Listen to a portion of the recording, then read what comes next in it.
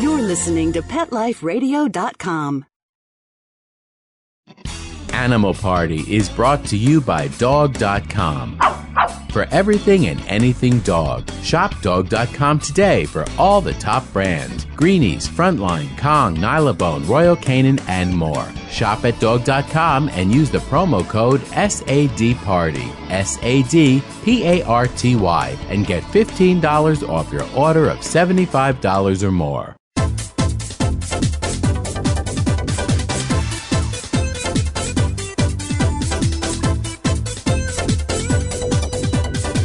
Hello! Welcome to Animal Party. You're back. You're wearing your party clothes. It's that time of the week. It's time to party hardy with your animals here on Pet Life Radio.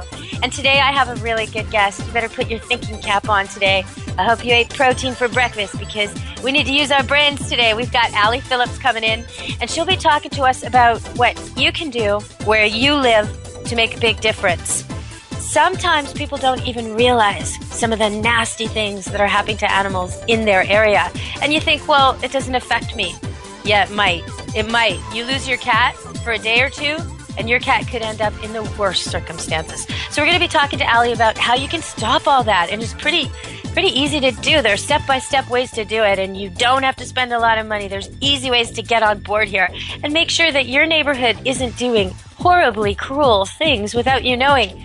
But we're going to also go beyond that. We're going to talk about some programs she started that help abuse victims, particularly children and women, with what do they do when they have to run away from a nasty, violent situation and they don't want to leave the dog or the kitten or the bunny? What do they do about that? Does the abuser get to keep them there or hold the pet hostage? What can we do about that? So we'll be finding out about that and some other things too from Allie Phillips. Welcome to the show, Allie. It's great to have a lawyer on and not charging us. So thank you very much for coming to the show today. Oh, thank you.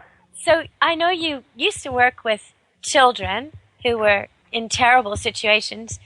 And I guess something about that got you working to connect the people who help the abused children and the people who help the abused animals, connect them all together. So can you tell us a little bit about that, how that happened? Well, it all started when I was a prosecuting attorney back home in Michigan, and just helping all types of victims, particularly those who were victims of violent crime, like children who had been abused and domestic partners who had been abused. I started to notice a connection to their pets being abused. And this really drove it home for me when I was volunteering at our local animal control shelter and saw pets being taken away from the same people who were charged with serious violent crimes. Mm-hmm. And so I started making that connection and started working to educate on how to better protect children, some very innovative ways to protect children. And of course, children and animals go together. They really do. You just cannot separate them. And so I started making that linkage that what a better way to help a child heal from their own experience than to be connected with animals, particularly their own animals. And that's how I ended up creating a program called the Pets and Women Shelters Program, the PAWS program. And that program is all about providing guidelines and encouraging domestic violence shelters to allow families to bring their pets with them when they're fleeing an abusive home.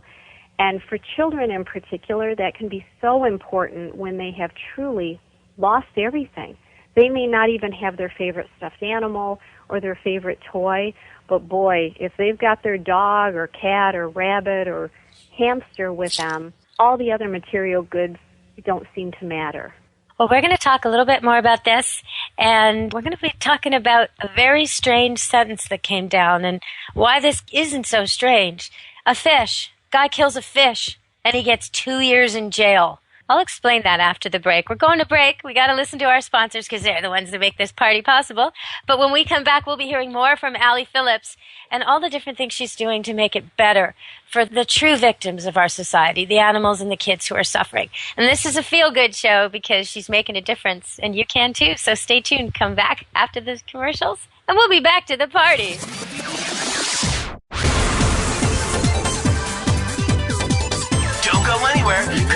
best is yet to come. Stick around.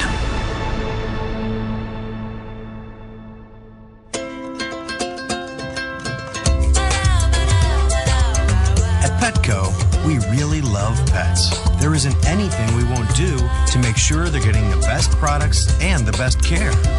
So when you ask us a question like, so how do you feel about cat condos? We can say from experience, feels like home for her. Enter the code PARTY10, PARTY, the number 10, and get 10% off any order. No minimum at petco.com. Celebrate your special occasion and give her this classic semi-eternity band created with 1-carat brilliant diamonds, channel set in 14-carat white gold. Exclusively yours from ice.com. Free shipping over $150, free returns, and 30-day money-back guarantee. Go to ice.com and use promo code ACTFP and get 20% off your purchase. Or use promo code ADTFP and get 20% off at diamond.com. Ice.com or diamond.com. Get 20% off from Pet Life Radio.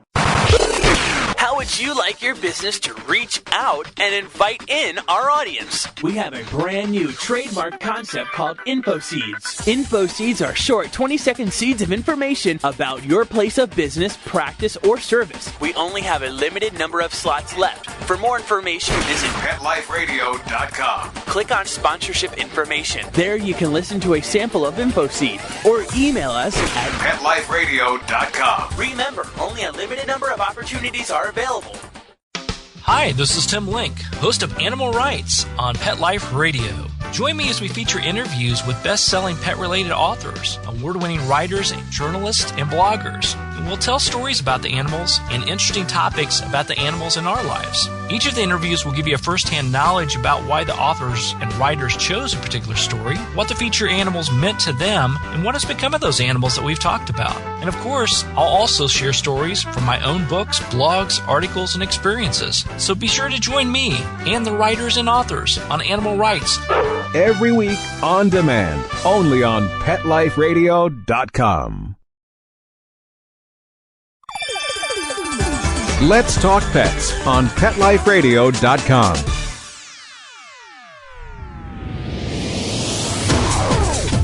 You're inside the VIP room with the hottest party in town. Back to the party. Let's go! Hello! You're back to Animal Party, and we're here with Allie Phillips. She's an advocate for animals, and she's helping make things safer all over the United States. So, Allie, you were telling me how when a kid's really been through a lot, maybe a victim of domestic violence or sexual abuse or witnessed it, and they're going through the process, they're going into the system, they're going to have to testify perhaps, or at least tell adults about what happened. Okay, so you're making it so that when they're in there, they've got an animal. Is that right? Is that what you're telling me? Yes, and that's actually a second program that I helped to co-create about placing therapy animals with children as they go through the court process. Because for anyone listening who has ever had to go to court, maybe they got called for jury duty or they had to go and deal with a speeding ticket, it's nerve-wracking for an adult. Now imagine you're 6 years old and you need to go and testify in front of a room full of strangers about something terrible that happened to you or something terrible that happened to a parent. And it's or by a parent to another parent. So you're supposed to take sides. That's another awkward part of all this. It's terrible, and it's a terrible thing for children to go through. And so why not provide them a little bit of comfort? And there's therapy animal programs popping up all over the country specifically assigned to help in the court system. Well, you know, up here recently, there was a terrible murder of a young woman, and the family was distraught, heartbroken. It was just awful in a place called Delta, which is a suburb of Vancouver. And for the first time ever, they had exactly what you just mentioned. They had a therapy dog assigned to the Delta Police Force, a Labrador Retriever that was trained by PADS, just trained to do therapy. And this dog works there full time, and it helped those people. It really did. I mean, they're coming in distraught at their worst. They have to talk about something they don't want to talk about. And the dog is giving them nothing but comfort. No judgments. Just affection in the moment, comfort, going to the person who needs it most like he's trained to do. It's incredible how that helps people. I can only imagine what that would do for kids. It's really heartwarming to watch the children relate to these therapy animals, and especially the children who are so closed down and they're so, wrapped in their own inner world of what happened to them or what they may have witnessed. And then to watch a therapy animal literally unlock that child's inner world and that child's words. And I've actually seen children make disclosures to therapy animals. They lift the ear of the dog or they whisper right to the cat's ear of what happened. And that's the start of the healing process. And I think anyone who works in the field of protecting children, not only do we want to get them into a safe place, but we want to make them whole. We want to take them right back to square one where this did not happen. And that's difficult to do, but it's much easier when you put a therapy animal in the picture. Well, I'm thinking about how it must feel to these kids. I mean, they're terrified. They've just been through something horrible. But now they're in a building they don't know with people they don't know, and it smells wrong and it sounds wrong, and there's adults all around them. It might be the middle of the night. They might be in their pajamas. There they are in this situation. And what do they see? They see a bunny or a cat or a dog that isn't stressed out, that isn't in jeopardy. They see a tiny little animal more vulnerable than themselves, and the animal is okay. So that's got to, even without consciously understanding that, that's got to really help them on a really primitive level to walk into a situation where there's some little tiny defenseless little creature and it's fine. It's running on its little wheel or it's purring up against them. It just must send so many signals to them to relax. You're safe. It does. And it really does show to the children that it is a safe place because, how cool is that? To walk into a children's advocacy center or a police station or a courtroom, and there's a therapy animal. All of a sudden, everyone in that room, all the professionals, are not the big, scary adults who are going to ask about difficult things, but they're the cool people who have a therapy dog or a therapy cat. And this is why I was so passionate about this issue. I coordinated with a former colleague of mine who runs the Animal Assisted Therapy Program with the American Humane Association, and together we co-created Therapy Animal Supporting Kids. And if anyone is interested in reading the guidelines that we put together on how exactly you can do this to benefit children, I have the guidelines as a free download off of my website. Okay, so we've talked a little bit about this, but maybe people don't realize how strong a connection there is. Like we've been talking about children needing animals to make them feel better when they're at their worst, and why it's so important. I think there are some people listening who would say, look, if a family's in jeopardy, forget about the animal, get the human safe. But I think that's overlooking the fact that the animal can be a bargaining chip, right? And maybe you could explain that a little bit? Yes, it's what we call the co-occurrence between animal cruelty and violence to people. Some people call it the link. Or linkages from animal cruelty to human violence. And what the research has shown, and it's not just research in the United States, but it is internationally recognized research, that when people are cruel to animals, they are more likely to be cruel to humans. And we find that when people are cruel to animals, sometimes it is, like you said, a bargaining chip. These animals are targeted. And they may be targeted to secure silence or compliance from adult and child victims, because if you were being abused and your abuser says to you, if you tell anyone I'm going to kill your cat, a lot of people would keep quiet in order to keep their pets safe. And it's part of the control mechanism of these abusers to keep their victims silent and compliant. And so that's why it is so important when a family is to the point where they can safely leave an abusive home, they cannot leave the pet behind. Because what a better tool for the abuser to say, if you do not come back right now, your dog is dead. Yeah. It's just terrible. And like you were saying, the kids at that point in their life, the thing they need most is that pet with them, not somewhere else. But there they are. They're running. The mom's scared. Maybe it's not the mom. Maybe it's the dad. But there's a grown-up taking care of the kids who's scared, and they're running, and they're trying to get help, and they're going to a shelter.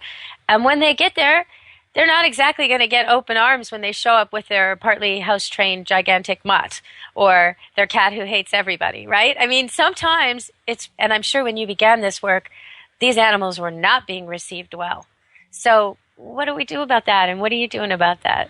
Well, knowing that there's about 2,500 family violence shelters in the United States, and about 5 or 6 years ago, when I seriously started training on this issue, an issue that I had thought up back in the mid-'90s when I was a prosecutor, but when I really started training others about, hey, you can do this, and here are some guidelines that I've put together, at the time I only knew of about 4 out of 2,500 shelters that were doing this. And so I got a little fed up and decided, you know what, if I really believe in this, I need to put my money where my mouth is. So I wrote the guidelines and launched the Pets and Women Shelters program. And like you said, it could even be, men who are victims of domestic violence, and there are many shelters who accept male victims. But primarily the shelters are housing women, hence the name Pets and Women Shelters program. And what this program does, and through very simple, easy to implement guidelines, is show them how they can allow families to bring their pets on site. And there's 3 different housing systems for how you can do this. The first is obviously putting the pets right into the room with the families. Many of these shelters are set up like hotels where each family can have their own room. That would be nice. Yeah, that's the best. Why not put the cat or dog with them? But for shelters who are concerned about allergies, maybe there's other residents there who have allergies, the second option is to find a space inside the shelter, maybe a spare room, that can act as an indoor kennel. And then that's a way to better control allergies, and maybe if there's concerns about barking or cats meowing all night, they're more secured and off to the side. The Naples, Florida shelter does that and has that sort of model, and it's beautiful and it works wonderfully. And then the third option, if none of those work, if you don't have the room inside or you're concerned about allergies, why not build a little backyard kennel? And that's what I've been helping a lot of shelters to do, is how to, create these little backyard kennels and maybe little dog runs and make it safe, so that when other residents, including children, are out in this backyard, they don't have to worry about anybody being bit. And and they can safeguard the animals and make sure that everyone is safe in the process. And so the PAWS Program Startup Guide, which is also available as a free download off of my website, details exactly how to do this. And it's really taken off like wildfire. It launched about 3 years ago, and we grew from 4 shelters to 60. Oh my goodness, that's great. It's 4 to 60. That's huge. But that leaves a lot out. And I want people to know that if you're in an abusive situation, if you're in a situation where you think you've got to get out for the safety of yourself or your kids, your own sanity, your own well-being, you have to get out and you have a pet, and you know that your area shelter doesn't take pets. Take your pet with you anyway. Show up there with your pet, and they'll find somebody. They'll find somebody like me, probably. Somebody who runs a kennel or cat rescue place or a link, a group of foster networking pet lovers. They'll find some place for your pet to be for a couple weeks or a month without costing you, so you can get out of this situation. Nobody wants you to put you and your children at risk and your pet at risk just because there's no room right now. So I just wanted to put that out there. Yes, and there's actually 2 different websites that provide shelters and resources for families in need. The concept that you were talking about, where the pets are maybe put in an off-site location, such as a foster home, a boarding facility, a veterinary clinic. There's a list of participating agencies willing to help on a website by Ahimsa House, and that's AHIMSA house.org. And if you go to that website, you'll find the listing, and this is a program we often call Safe Havens. Nice. So I would encourage listeners take a look at that website. And then for the on-site housing, the pause program type housing, my website has a listing of all the participating shelters, and the list grows every week and every day. So if somebody listening right now, we have to go to commercial break, so we'll have to talk about this when we come back. But if somebody listening right now is thinking, I want to help. Okay, I have a dog who loves children and it's really well trained. How can I help? How can I visit kids who need this? Or, if people are out there and they're thinking they want to help, okay, we'll tell you about that. And we're also going to be telling you about something dangerous that is probably going on in your neighborhood and you don't even know. If your cat or dog goes missing for a couple weeks, maybe you're out of town and your mother's looking after your dog and he goes missing and she tries to keep it secret and doesn't tell you right away, your dog can end up somewhere really, really bad. So we're going to talk about that and how you can stop that after the commercial break when we come back to the party with our animal advocate guest, Allie Phillips. And thank you so much, Allie. This has been so informative so far. We'll be back. Stay tuned to the Animal Party. Don't leave this party before it's over because the best is yet to come. Only losers leave the party early anyway. Party on. Back in a few. Love your pets but wish their medications were a lot less expensive? They are at 1-800-PET-MEDS. You'll not only save on flea and heartworm medications, but on prescriptions for arthritis, incontinence, thyroid, and more. And you get fast service, free shipping, and a 100% satisfaction guarantee. Plus, our licensed pharmacists ensure accuracy, monitor drug interaction, and more. See why over 5 million people have trusted their pet's health to 1-800-PET-MEDS, America's largest pet pharmacy. Call now or order online. Go to petmeds.com/party, PARTY, to get 10% off any order and free shipping on orders of $39 or more. FTD's network of over 40,000 florists around the world have been creating beautiful handcrafted arrangements for 100 years. Each arrangement is delivered the same day and backed by FTD's 7-day satisfaction guarantee. For a century, people have trusted their most important occasions to the flower experts at FTD. Since Pet Life Radio is all about puppy dogs and flowers, our listeners, that's you, can get a 20% discount on your order. Just go to fluorop.com and use the code LUCKIES20 at checkout. FLEUROP.com. Code word LUCKYS and the number 20. There's a movement afoot. ShoeBuy.com. Join the millions of people who shop ShoeBuy.com's over 400 brands and 500,000 products.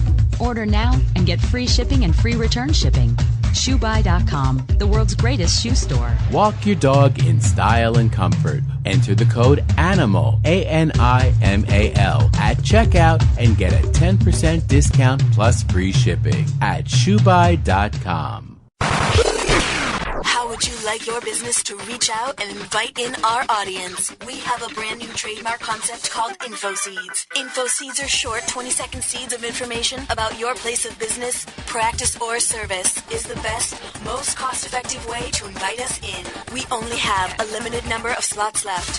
For more information, visit the website PetLifeRadio.com. Click on sponsorship information. There you can listen to a sample of InfoSeed. Remember, only a limited number of opportunities are available. Hi, this is Marcy Davis and my service dog Whistle, and we're your hosts of Working Like Dogs on Pet Life Radio. Working Like Dogs is the show where you can learn everything you ever wanted to know about working animals or working dogs. Whether you're a member of a working dog team or you've just seen a working dog or animal out at the mall or the grocery store and you're curious about how these amazing animals work with their human partners, then Working Like Dogs is the show for you. Join us for the inside scoop at Working Like Dogs on PetLifeRadio.com.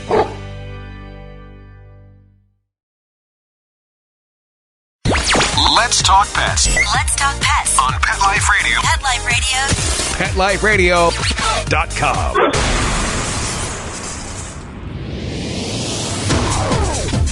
You're inside the VIP room with the hottest party in town. Back to the party. Let's go. Hello. You're back at the party, the Animal Party on Pet Life Radio with your host, Deborah Wolf. And with me today is Allie Phillips. She's been lobbying in Washington, but before that, she was a lawyer working for kids and now working for animals and kids. And I was telling you about that fish. Okay, so why would a man get sentenced to 2 years in jail for killing a fish?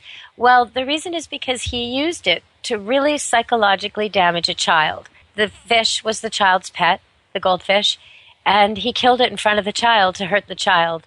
And I think it's great that the court saw through the fact that it's just a fish and replacement value is 69 cents or that kind of thing that often courts take more into account, treating pets like property. This particular occasion, they got it. They understood that this was a cruelty, not just to the fish, but also to the kid. And so that's the story behind that. I want to know, Allie, before we move on to the next topic, do you think the law is moving in a good direction toward animals? I notice custody battles about them, and sometimes there's settlements that provide for animals after people die. These things seem to be getting better. There's some high-profile cases like Michael Vick. I don't know if that's a good outcome or a bad outcome. Is it strict enough? Is it not strict enough? I hear he wants to own a dog. What do you think about that? Well, I am all for people getting second chances, but I just cannot shake the concept that when somebody kills a child, we don't allow them to then subsequently adopt a child. Exactly. So, and it wasn't an accident. It was electrocution, strangulation, horrible, horrible, conscious, violent actions committed against several dogs that were his. It's exceptional to me. Yeah, and I just think it's too soon. It's too soon. If he were to have said this 15, 20 years down the road, I don't think anybody would care at that point. He just doesn't have enough compassion, visible compassion under his belt, and he shouldn't certainly have to convince America that he's going to be a good pet owner, but he did put himself back in the public eye, so in essence he does. Oh, I don't know about whether he shouldn't. I think if someone is convicted, and we're talking convicted, of something like, and you said it about children, but something like, say they were running a daycare and they abused a whole lot of children. It doesn't matter how much community service and how much apologizing they do. They're never going to be allowed to open up another daycare. And they shouldn't be.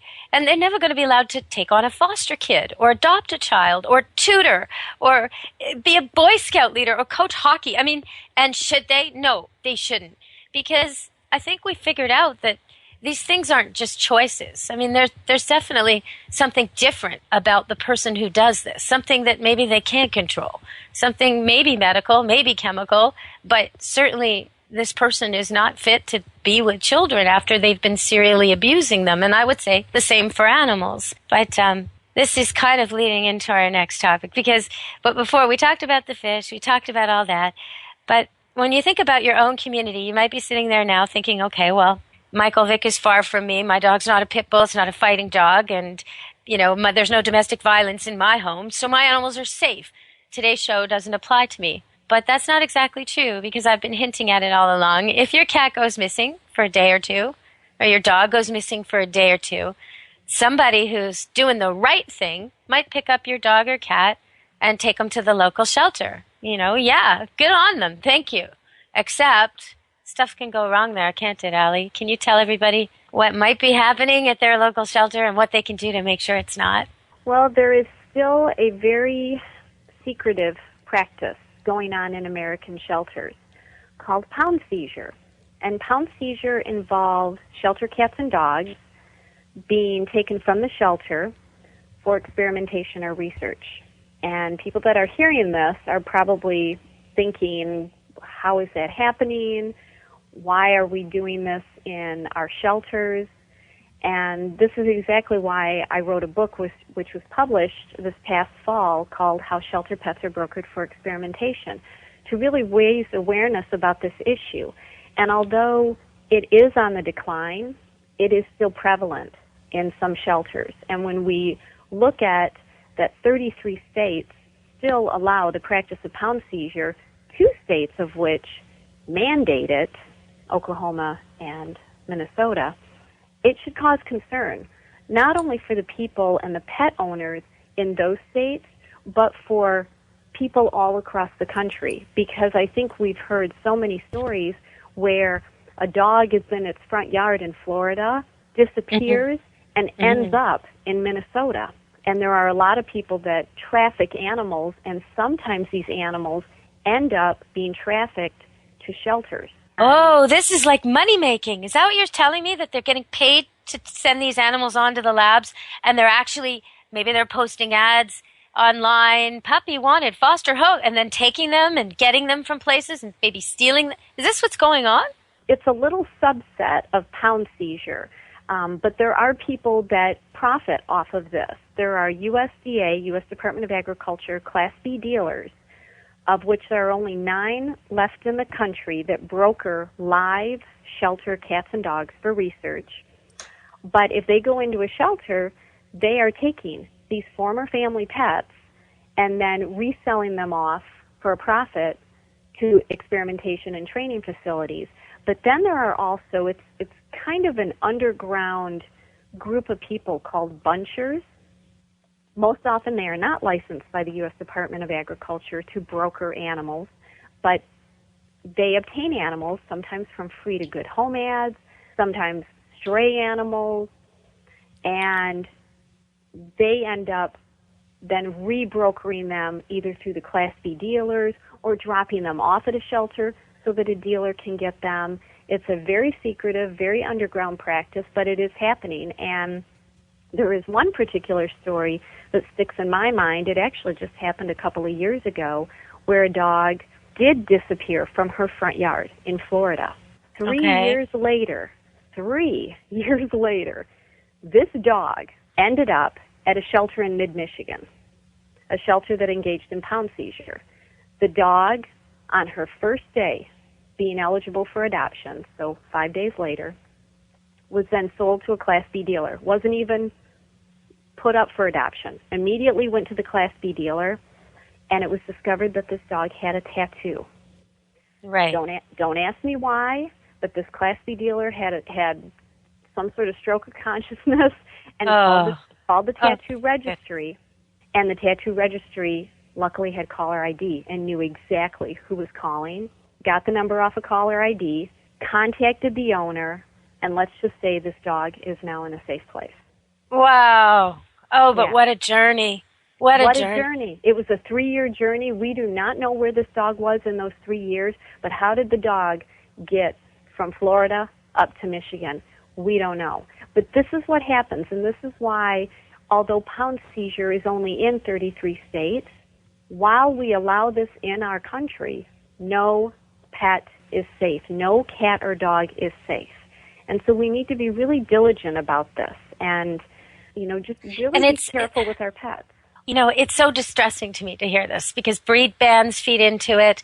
And then I think of situations up here like 10 years ago, I overheard a conversation between 2 rescue workers where they were really angry because they had found foster homes and they'd found permanent forever homes for a bunch of dogs that were on death row at a shelter in Chilliwack, and they couldn't get them out of there. They couldn't because they had to not only find a home and rescue the dog and agree to take them and transport them and sign over and all that, but they also would have had to pay $50 per dog, which back then was a lot. It still is a lot if you're rescuing, and the logic was that if they didn't do it, the shelter got paid $50 for each dog they handed over to the euthanasia. So it sounds to me like they weren't being euthanized after all. They were actually going to be used for labs. And the things they go for, it's so unnecessary.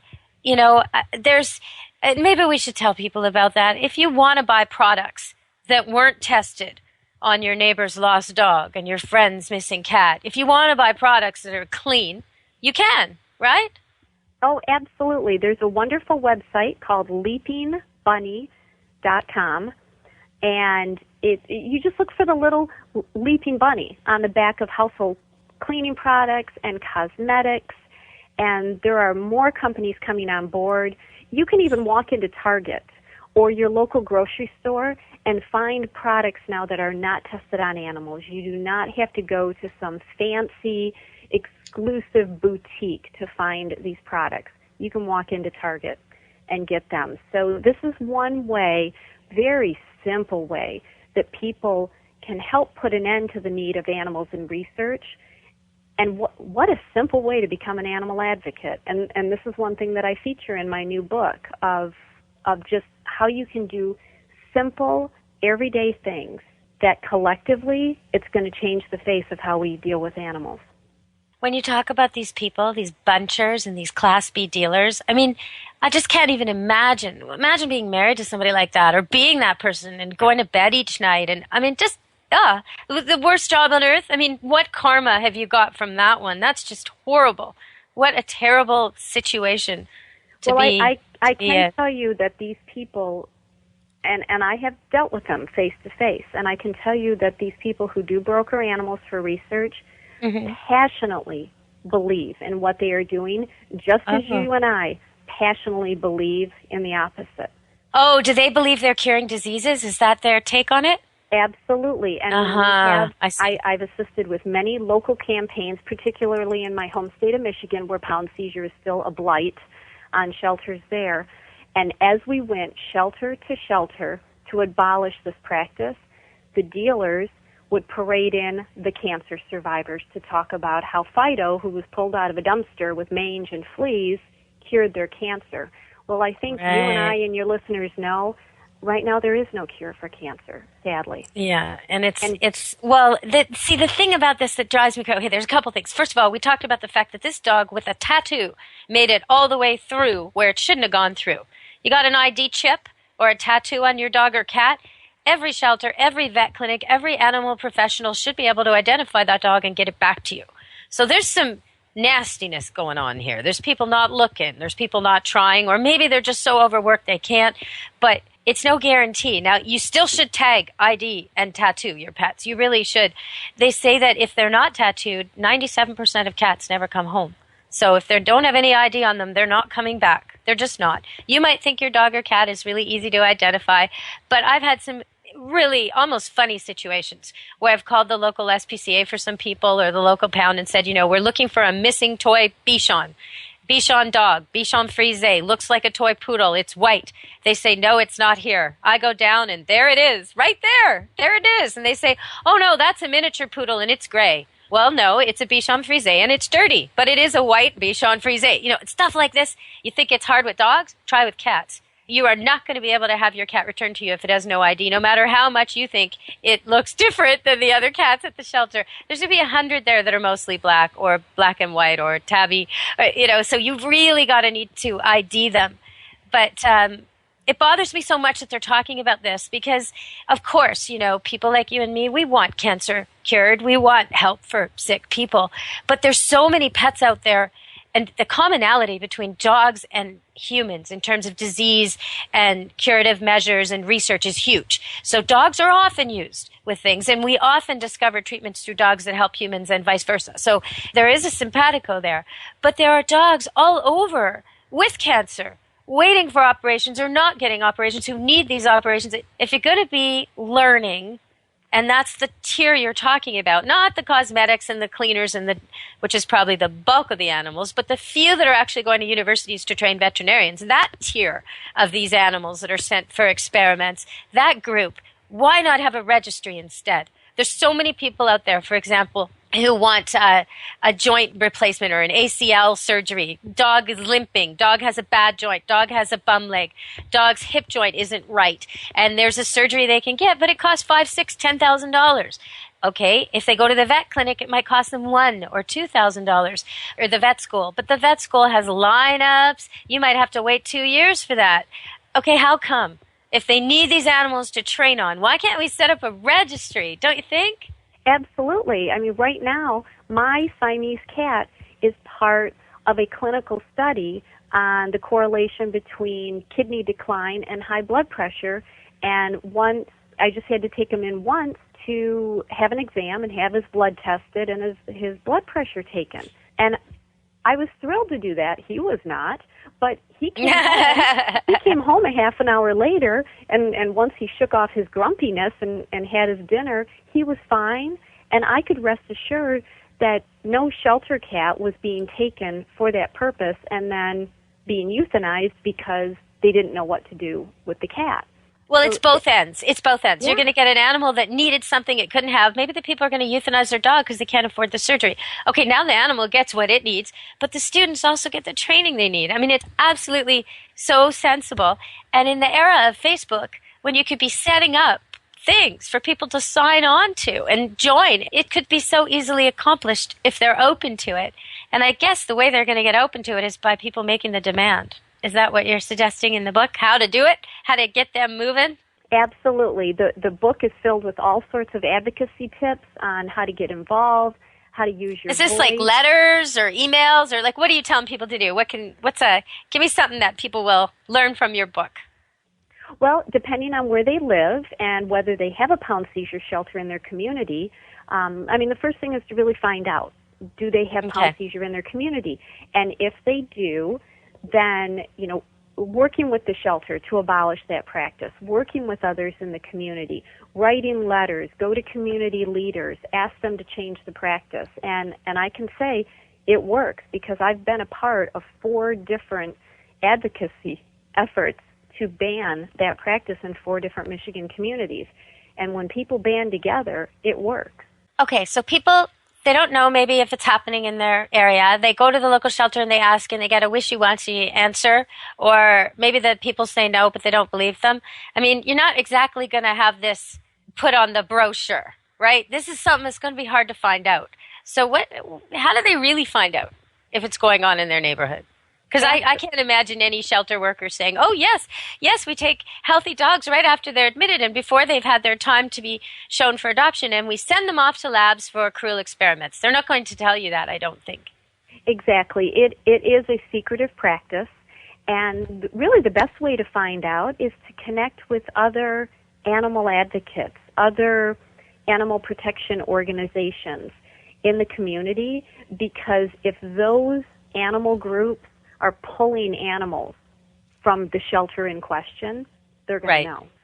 Okay, so the way you do that, you could do a Google search with your area and animal rescue or pet rescue. You could also go to your veterinarian and just look at the bulletin board. There's going to be somebody on there that's doing some do-gooder type thing for animals, call them. They'll know everybody else who's doing the same kind of stuff in your area. They're all friends, at least they are here, and they'll be able to figure out what's going on for you. So if you find out it's there, the book will tell you what to do about it, right? If you find out in your area it's happening. But even if it's not happening in your area, what you're telling me is as long as there's a demand and people are getting paid for found, stolen dogs and cats, they're going to be taking them. And so yours could be at risk no matter where you live. Exactly, and that's why supporting legislation to ban these practices is very important. So even if you do not live in a community with pound seizure, but your state still permits it, find out if there's going to be legislation to ban the practice. And a good way to find out is through my website, alliephillips.com, because I'm tracking all of that legislation. And if there is a petition out there to support banning pound seizure, I have petition links on my website. But there are also efforts at the federal level, and I'm hoping this one particular bill will be refiled again. This is going to be about the 10th time that it's been filed, but it's called the Pet Safety and Protection Act. And although it doesn't formally ban pound seizure, it doesn't ban research facilities and these bee dealers from going into shelters to take out animals. What it does is it comes at it from the other end and says, if you are a research facility getting federal funds, which many do, the bill says you will not take an animal from a Class B dealer. And so what it does is it cuts off the demand. Oh, that's interesting. So what are the Class B dealers doing then? If not, I don't understand. Oh, it would eliminate them, basically. Well, no, it wouldn't eliminate them because Class B dealers can do other things, can broker. The Class B dealers would still be able to go into shelters and get animals and maybe resell them to veterinary clinics or medical schools. Okay, I see what you're saying. That don't get federal funds. So the federal bill is certainly going to close up the demand on one end. It doesn't completely abolish pound seizure across the board, which is why tackling it at the state level and sometimes just at the local level is the most effective way to do this. When I was back in university, there was a course I took offered by a group of veterinarians who kind of rotated around the country. It was offered through the Canadian Veterinary Medical Association. I had to spell it out because CVMA. And they came around and they taught you how dogs learn, how dogs think, this and that. And one of the classes they gave with a slideshow was really, really hard to sit through. A lot of them were, actually, because the roots of what they were teaching, the way that the research had been done in other decades previous, was really nasty. Things like Skinner boxes where an animal's put into something that shocks it so you can measure how it reacts to being electric shocked, and horrible, horrible things to try and figure out the basics of animal behavior. And it was a really, really hard part of the class to sit through. But there was a component that was ethics, and we kind of explored this. And we looked at how often research was done with animals that didn't need to be done, or could have been done in a kinder way, or could have had a different outcome. And people are thinking of their own little picture. And I remember one time you telling me of something that reminded me of that. But the kind of thing is, doing a procedure that really there's no reason for doing it. There's no result that could happen, and yet the animals endure a lot of pain. But in the time when I was talking to you, you mentioned something about spay and neuter that really hit home for me.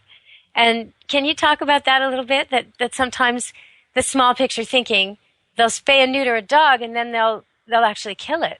Yes, and when a veterinary school goes to a local shelter to get cats and dogs to practice spay-neuter techniques to train the students on, that's pound seizure, because you're taking a shelter cat and dog for experimentation or training. But what we're finding, and what we did find in the past, was that after they were finished with the spay or the neuter, while the animal was still under being anesthetized, they would euthanize the animal. And to me, and to many people, that didn't make sense, because that animal was now more adoptable. That animal could go back to the shelter and had a better chance of being adopted because a very expensive procedure was just covered and paid for. And it makes so much sense. And there's probably another part of the budget going out to spay and neuter different animal. It makes why not adopt that animal? It's just done a good deed. Let it live. Exactly. Is how I think about it. And so that's been changing over the years, that sort of thinking, and more animals are being sent back to the shelter to be adopted, but still there is this segment of society that is still involved in this old way of thinking, this old way of, well, they're just animals, who cares, we'll just euthanize them. They're just using them as tools. Well, I'm sorry, an animal is not a tool, and the research is showing that. I mean, if anybody read the most recent Time magazine, there was also a National Geographic article about what animals know, what animals feel. I mean, there was well, it's incredible what they know. I mean, even just recently, a dog, a border collie, he just blew everybody away. We thought the smartest dogs knew 250 or 300 words. There was a toy poodle in Ottawa that demonstrated 300. Well, this guy, he's at 1,000 words. In fact, 1,022 objects by command, to the point where the humans who trained the dog cannot do this. They have to keep lists. They can't remember. I mean, I certainly couldn't remember 1,022 different exact green ball, red bone, yellow. There's no way I'd have to keep a list. So I think it's so funny. This dog is clearly smarter than they are. But there's also new evidence that it's so layered. The idea that if you take a dog or a cat, any animal actually, and you harm it, you cause it pain, you beat it up or do something horrible to it, in a room where there's other animals, they might not even have to see it. They might not even have to hear it. They're just in the same area. You can measure their blood and see that their body's under stress. They empathically, emotionally connect to the animal you're abusing. So there's a sensitivity and a communication going on there, far beyond the basic, go get ball, bring back ball, eat food that we tend to want to think when we want to treat animals badly. I think humans have a tendency to call anything they want to abuse stupid. It's okay to eat chicken if they're dumb. It's okay to eat turkey if it's stupid.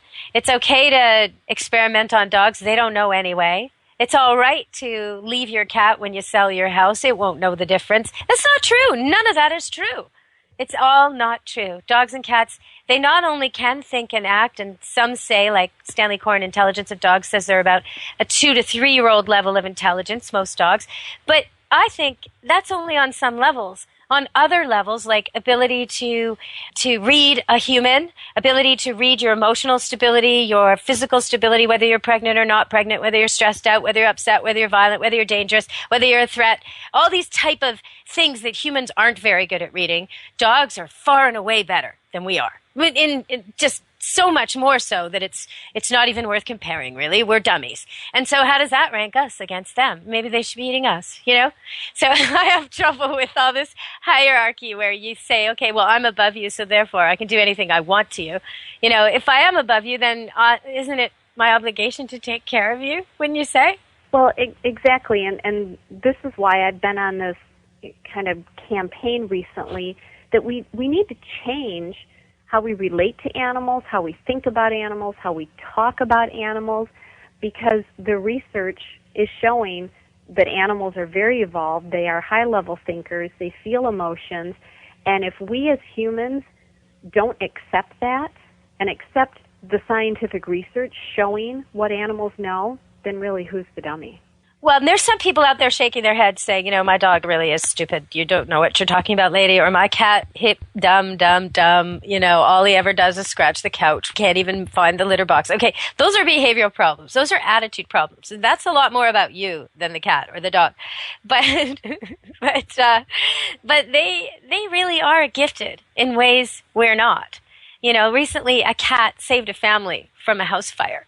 The cat chose to stand its ground as the house was on fire and meow and meow and meow and wake the entire family. It could have left. You know, most people don't think of cats in that way. And dogs, we do respect and appreciate their loyalty and their dedication to us, but I don't think we appreciate how gifted they are. Like, for example, I used to be a dog walker for years, and I'm going to give you two examples of this. One that I know and one that you'll all know. Of how smart dogs are, and you'll see it every day and you might not notice. But in my case, I used to get lost a lot. I'd be out with 8, 10, 15 dogs somewhere, big forest trails outside Vancouver or some beach or mountain or something, and it was time to go home. Traffic would be getting bad, the dogs needed to be dropped off, and I could not find my car. I was loving the whole experience, you know, but dogs were getting trained and we were all walking and hiking and loving the nature, but good God, where's my car? So after a while I realized, you know, the dogs never, I thought about it, and I thought, this is not a long distance for them. Dogs are made to travel farther, much, much farther, the wolf, the fox, the coyote. So they always know where the car is. They could probably smell it. They just don't know that that's what I'm looking for. So I started to teach them. I just put a treat on the car, and I'll teach them one at a time and walk 10 feet away from the car and say, go find the car, and run up to the car with them, give them the treat, unleash. Then go a little farther, do it again, a little farther, do it again. Okay, now we've got a dog who will, as soon as you say, go find the car, he will. He knows what you're saying, and he runs to the car. And you don't always have to leave a treat on it. You can have a treat inside the car that you give him later once he's advanced, or, you know, just pets in a ball. But the point is, you get to the point where your dog can always find the car, and then it really blows you away, because you can literally get completely lost on purpose and tell your dog to find the car, and it's amazing how quickly they find that car. Put a leash on him, because he may find it without you. But they're really, really good at this, way better than you'll ever be. So that's one example. And another example that almost everybody out there's seen if you have a dog is the bait and switch. People tell me dogs can't reason or dogs aren't smart. Okay, if you're a dog, or you may have ever seen another dog do this at a park, they want a toy. And they want a specific toy. So they take a different toy that they don't want as much, and they act like it's the best toy in the world. Then the other bigger, faster dog comes over and takes the toy they're pretending to love. And they get to go back to the one they really want. Now, I'm sure you've seen this. You have to. It's at every dog park. That's bait and switch. That's reasoning. That's more than just reasoning. It's cunning. It's deception. It's brilliant. And that's canine. So, Allie, we're running out of time. We're coming to the end of the show. What would you like people to know? And tell them again how they can find you and your book, please. Well, you can find my book and my website at www.allie, A-L-L-I-E, Phillips, Phillips.com. You can join me on Facebook. Just search You Can Do More for Animals and join the conversation. We have some wonderful conversations going on, particularly this week, as I get involved in some very innovative thinking on how to help animals.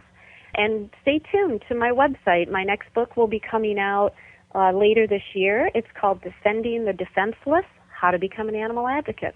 Thank you, Allie. I hope we can have you back on the show in the future. That was a great, great party. So thank you very much. Thank you. I love being on this show and talking to you. You challenge me to think, and I really appreciate it, and I appreciate you spreading the word and the message about how to protect the animals. Oh, thank you very much. Now I'm wagging my tail like a smart little border collie. The teacher said I was smart. Yay! Okay. Well, I don't know, 1,200 words like this one, though. That's pretty incredible, that dog. He was in the news. His name's Chaser, and he knows more than 1,000 words. Yeah, he's the smartest pooch ever, they say. I believe it. I'd love to be with him. He looks fantastic.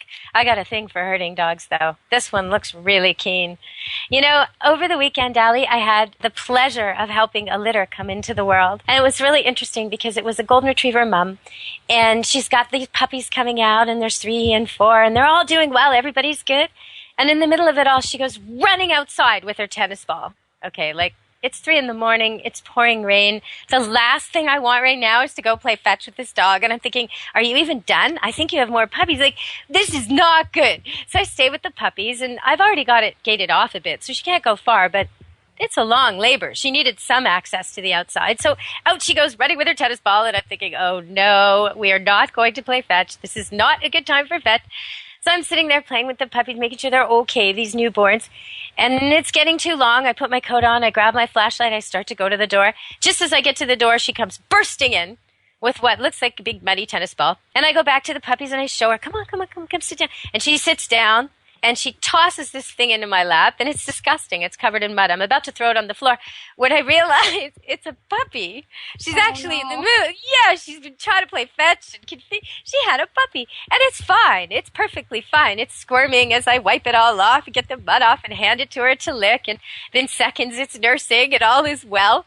But she's still looking at the ball. She still wants the ball. So later, she gives birth to another puppy. Later, she goes out and gets the ball, comes back in. And at the end of all of it, there she is sleeping with 8 puppies on her belly and the tennis ball on top of her head. And it just made me so envious. I mean, when I was giving birth to children, there's no way I would have played fetch, okay? No way. I couldn't even read a newspaper. The dogs handle things so well. She has my complete admiration. She did such a great job. And if anyone listening wants to see pictures of these newborn, beautiful puppies and mom and all the things that happened on January 15th, late at night, started the 14th, ended the 16th. It was a long haul, but we did it. You can see the pictures on Facebook. Deborah Wolf, Pet Expert on Facebook. Check it out. And there's some stories there, too. So thank you again, Allie, and I hope everyone who wants to help with animals will check you out online and get your book and start making the world a better place for animals and kids. Thank you. Oh, thank you, Deborah. All right. We'll be back with the party next week, everybody. Be good to your animals. Let's Talk Pets. Every week on demand. Only on PetLifeRadio.com.